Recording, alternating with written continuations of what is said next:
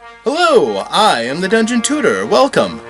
Since 2016, I've been answering your questions, giving advice and inspiration to countless gamers.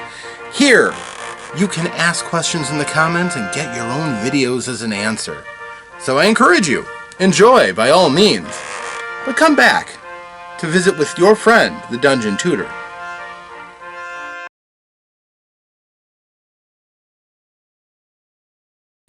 Hello friends, I am the Dungeon Tutor. Welcome! Today is day 30 of RPGaDay, the penultimate day. Tomorrow shall be the last, but today we have the topic of experience. Now, experience is an interesting thing, certainly. If we're going to talk about it down to its reduction as a role-playing game reward, though, it is worthy of conversation. Obviously, the very first reward for role-playing games for a player looking to make a character that gets stronger would have been Dungeons & Dragons experience, where the successes that you have get your character a measure of growth, personal growth, in such a way that they achieve their ends of moving up the echelons of power in their particular class. And in D&D, that was experience points, which, again, worked quite well and continues to work quite well for a number of games, including still Dungeons & Dragons. And truthfully, D&D has made that so iconic as a reward that deviating from it sometimes just feels like it's doing it for the sake of doing it, even if the mechanics are quite a bit different. For example, when I first started playing Shadowrun, well, they have karma. And well, I'm not denying karma is a great term for a ephemeral increase of your own personal everything. Whatever you decide to improve upon your person, karma, not a bad way of outlining it. And it is used as a currency rather than just a measuring stick of when you hit arbitrary points. Karma is spent in that game, as many of the elements of Shadowrun kind of work like a point-buy system, are used to increase your statistics, you increase your attributes, you increase your skills. There's a lot that you can do with that karma, and it becomes something that almost as much as Nuyen, the cash that you get, is important in Shadowrun. Karma is definitely more important. You will find early on that it is imperative that you get better in your skills. You will have things that you will try and dare at greater and greater tasks, and you need to improve your skills to get there. You also will appreciate the fact that your skills work more often when they are higher. So yes, improving the things that you use regularly is important, as is improving the elements that you might need, because when they come up, a well-rounded character succeeds at those kind of challenges more often too. They become broader as well as deeper. So, karma is certainly useful. But there have been other means of measuring how much experience you have. Certainly, one of the systems that has kind of imperiled experience systems is the use of milestones, which, boy oh boy, had I known about milestones back in the day, I would have gone to that. But admittedly, I found out about milestones from 5th edition D&D. And that is the idea of eschewing experience points altogether and just saying, you know what, at dramatically appropriate climaxes in the storyline, upon completion, your characters will advance a level without tracking numbers. That means that if somebody missed a session and has an unequal number of experience because the level of the game that you have gotten to means that you have hit this mark, and all the characters should be a bit more powerful in order to take those greater challenges that you're going to, leaving people behind is not an option. So when you hit the milestone at 4th level, characters are 4th level from that point. And that can be very useful structurally and in the phrase of a narrative. Some people will bemoan, that's not very realistic. If you have a character, it's because you got them from 1st level. And if you died, you make another character from 1st level, and you will probably die again, honestly. You are relegated down to the usefulness at at least at the beginning, of a torchbearer. Now, even if you're going to catapult through levels very quickly, that's a deflating feeling, especially if your character died for no fault of your own. That could be an extremely deflating thing. It's like, why am I here? I'm not all that useful. My power's not good enough to pitch in with the rest of the group.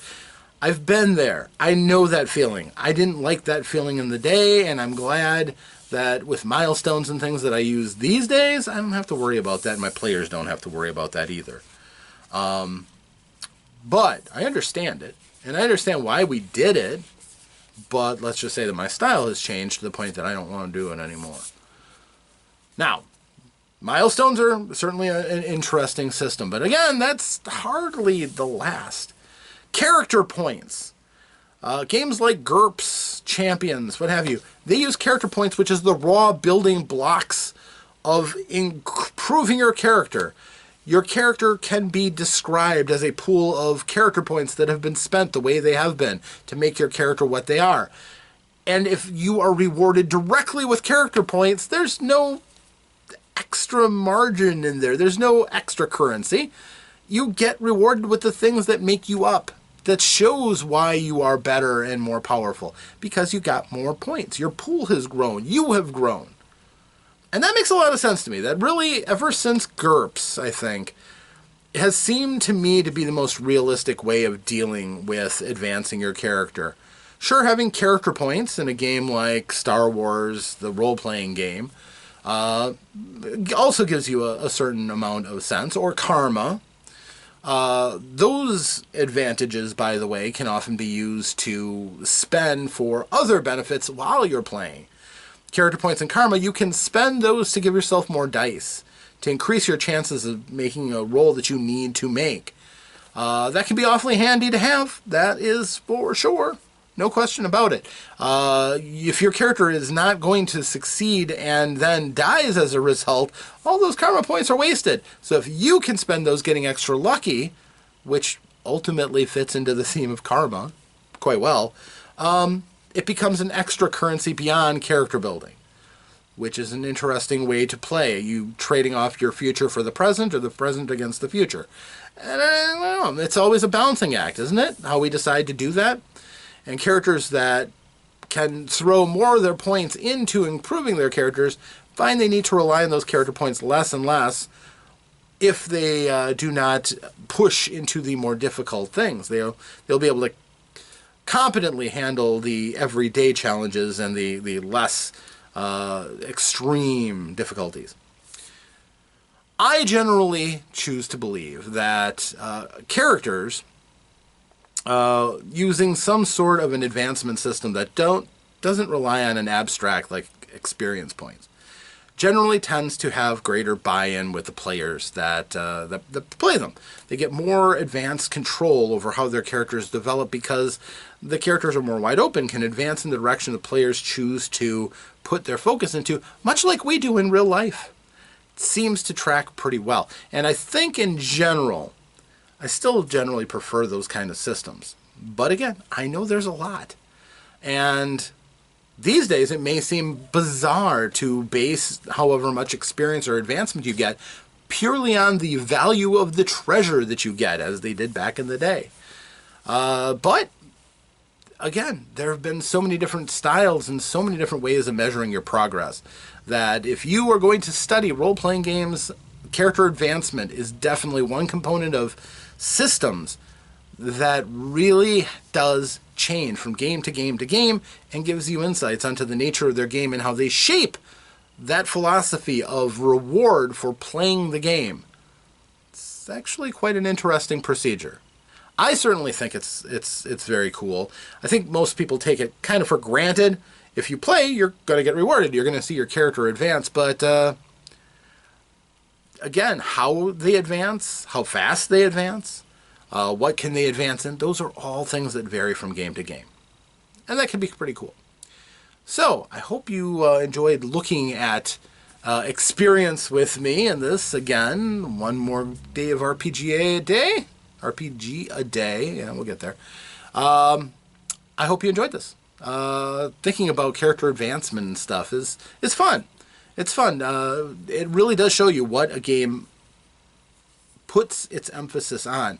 In Dungeons and Dragons, it's a primary importance to see your character grow and get more powerful. In a game like, say, Monty Cook's Invisible Sun, there's like 5 different currencies for advancement, and all of those are gained in terms of joy and despair, and merging them together to form a crux upon which your character's personality or skills or whatever will turn, and you put that into... It's involved, it really is, to show that it's a personal journey to get there. A lot of interesting insights that they have. I think it's pretty brilliant. So, something to think about. And I hope you do. And I hope you thought that this was pretty cool.